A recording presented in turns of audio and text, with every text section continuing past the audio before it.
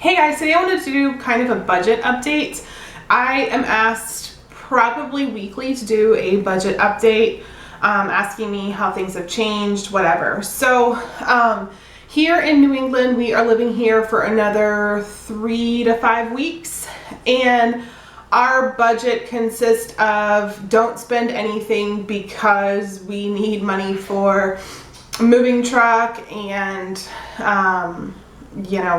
fixing anything that came up with the home inspection, and just all the odds and ends that come with moving boxes, moving supplies, all that type of stuff. Not to mention, you don't really want to be doing like these big grocery trips when you're getting ready to move, because you don't want to have to move all that food and all that stuff. So that's kind of how our budget has been on this side of it.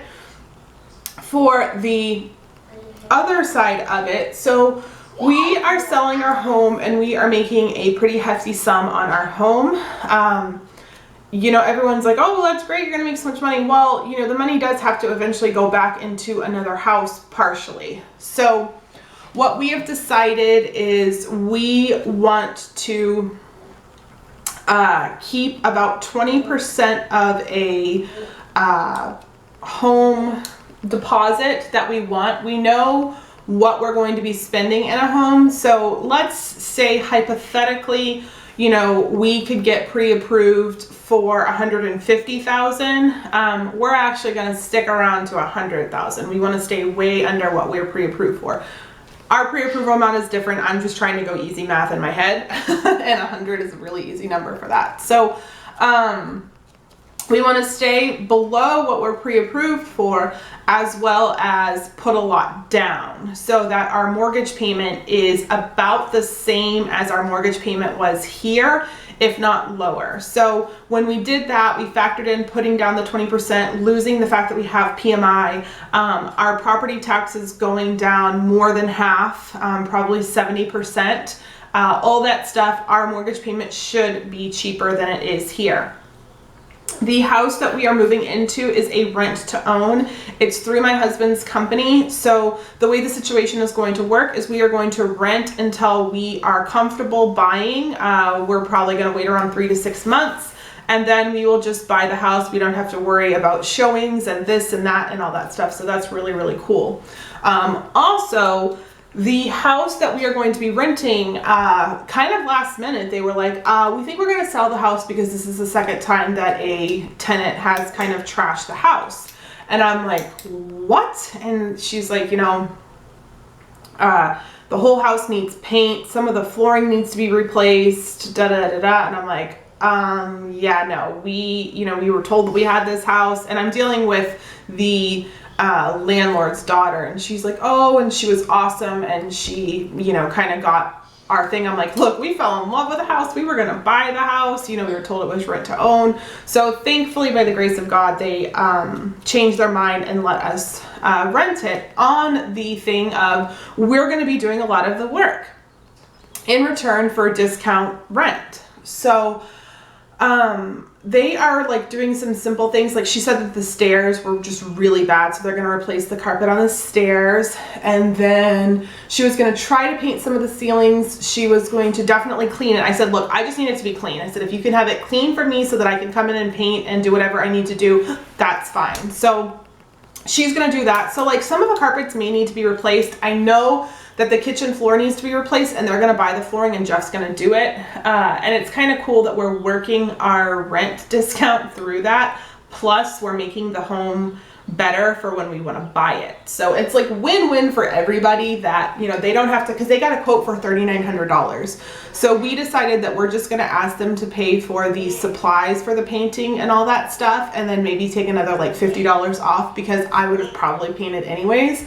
So that's kind of cool that our rent is kind of discounted for a little while, and then when we go to buy the house, that we don't have to deal with like all the hoopla of looking and searching and da da da da. And will the house be perfect? Probably not, but it's going to make it so that we don't have to move our kids a bunch of times and just disrupt their life more than it already has. And we know kind of on average what the houses are selling for in that market now, so we think that it'll be a good decision for us.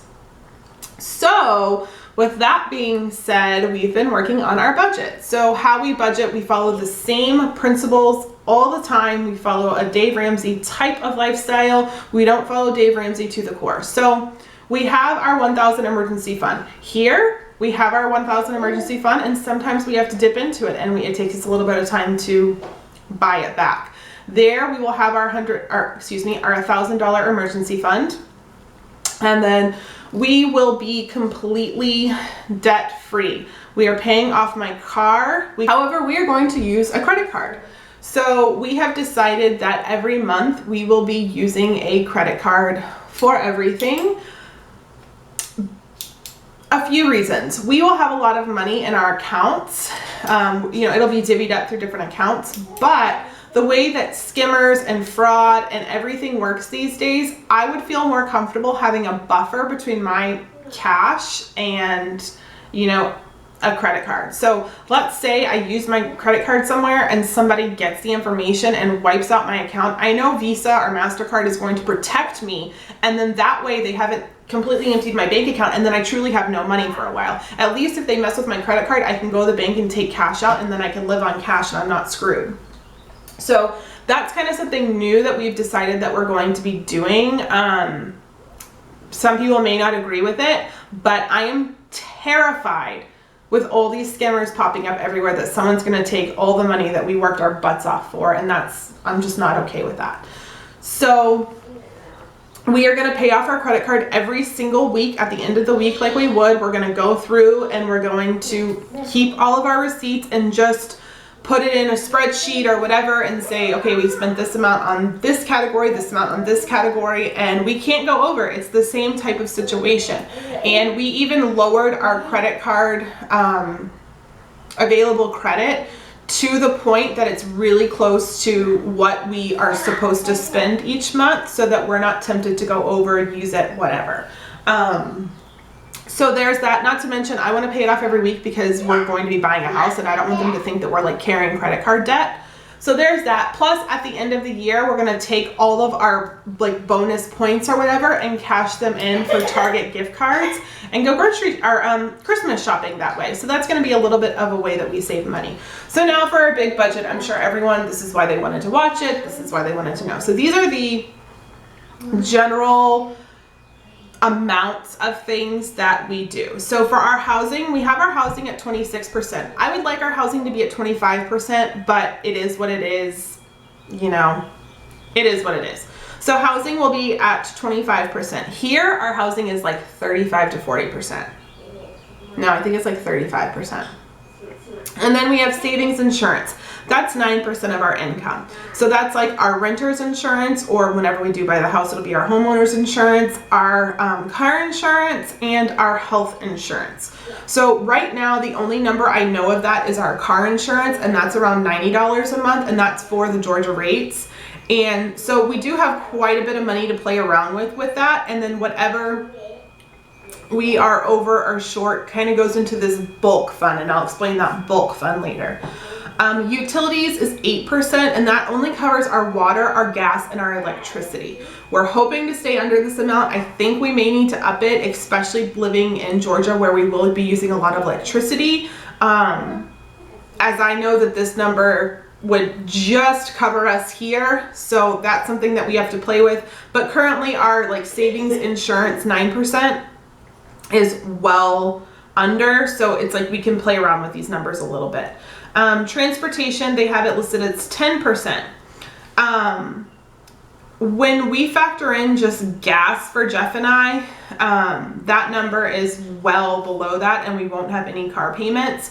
So our transportation may kind of lock into that utilities type of thing, and those are like the things that we need. So, we need gas to get to and from work, to and from school. We need electric, water, and gas. So that one might kind of go together and make it like 18%, which would probably be a little bit more realistic, and we would still probably be under budget in that category.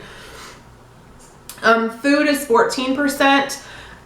It's a little bit low, but I think that I can make it work, especially where I'm going to have stores like Ingles and Publix and Kroger and Super Target and all those things around me that I can really just coupon, shop smart, and make that amount work. Clothing is 4%, and this number does seem a little bit low to me when looking at it, especially because I am going to have to kind of change a lot of the clothing that we have saved.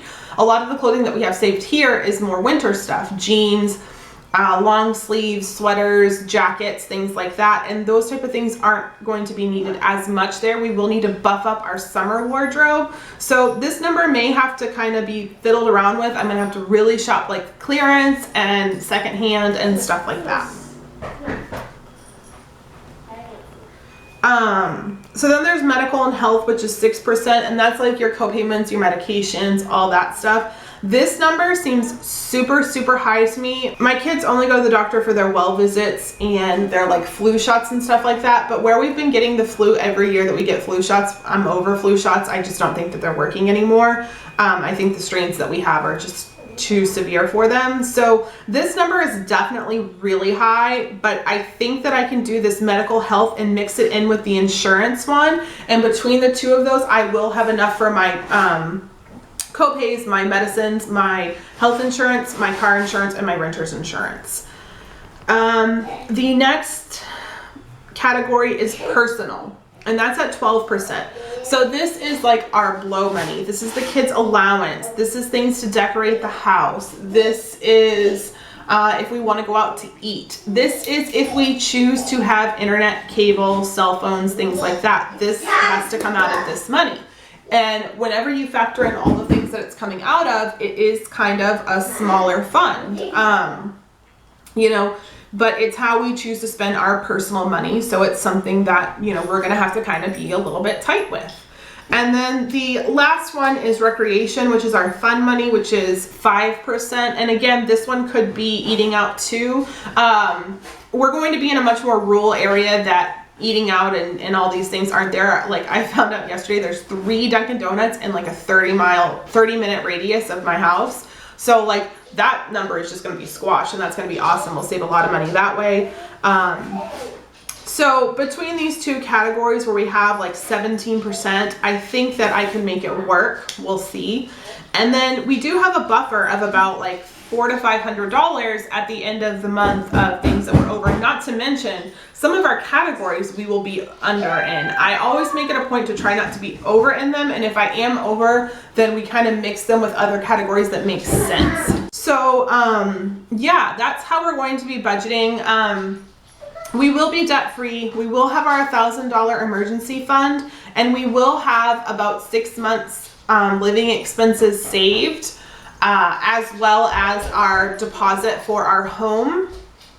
So I think that we're going to be in really good shape, and this was a reason why we wanted to move down south, because we do just kill a bunch of steps, and now we can really focus on things like retirement, the kids' college, and just living a little bit easier. You know, we can put our kids in a few more sports if we wanted to, and things like that. So we're really excited about this budget, and keep in mind, this budget also only accounts for so many paychecks. So then at the end of the year, we actually have, if you get paid bi-weekly, we have 2 extra checks. If you get paid weekly, which we get paid bi-weekly now, next time we're going to be getting paid weekly, then we'll have 4 extra checks, or like almost a month of checks, just the way that the checks run, because I do it based on 4 paychecks a month.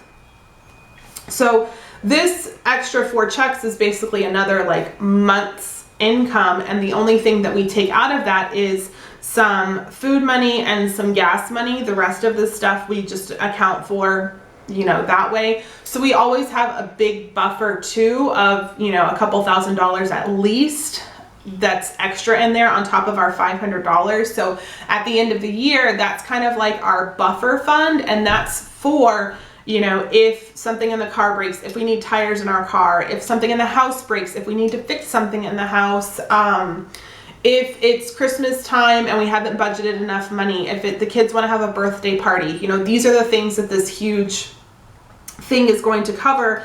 And, you know, doing really quick math, I think that we could have, so doing quick math, we would have another, like, between the buffer account between the overages and under on the budget and between the extra paychecks. We would also have another like $10,000 that is like in our buffer account. So this is really why we've decided to move to Georgia. As you can see, our finances just make so much better sense down there.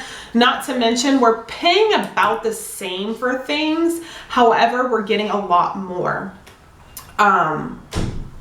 housing wise and things like that, and more of the way of life that we want to live, you know, not dealing with snow and all that stuff. So that's kind of how how our budget is going to change when we move to Georgia. Hopefully this was informative to you, but yeah, we do follow Dave Ramsey, but we're not going to really be doing the cash system. Our personal money will be cash and our fund money will be cash, but everything else is pretty much going to be on that credit card, just because I don't know, I feel better that way. I don't like carrying a lot of cash around on me in general, and I hate being out in the stores and being like, oh, there's a good sale, I want to do it, and then I don't do it because I don't have my cash on me, or I use my debit card, and then, you know what I mean, it's going to be like a slippery slope. Not to mention, I think that the benefits of the paying it off every week and then the benefits of having the cash back could really help us.